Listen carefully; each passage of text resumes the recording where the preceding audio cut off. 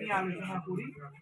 আপনারা যারা কৃষক আছেন তাদের কি কি চাষ করছে, কি সমস্যা, কোনটা করলে আরো ভালো হয়, আমাদের যে বক্তব্য, দপ্তরের কি কি স্কিম চলছে, দপ্তরের চাষিদের উন্নয়নের জন্য সরকার কি কি ভাবছে, বা কিভাবে করলে আপনাদের কিছুটা রাহা করা যায়, ভালো করা যায়, সেই ব্যাপারে আলোচনা। এটা একটা প্রোগ্রাম।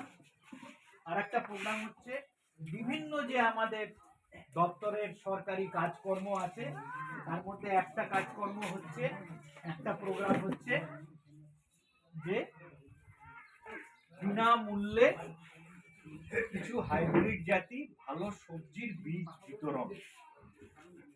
সেরকম যেই প্রোগ্রামগুলো সরকারি প্রোগ্রাম হয় তার একটা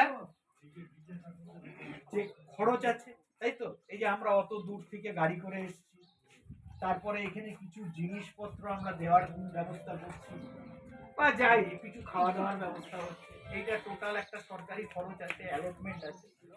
সুতরাং বিভিন্ন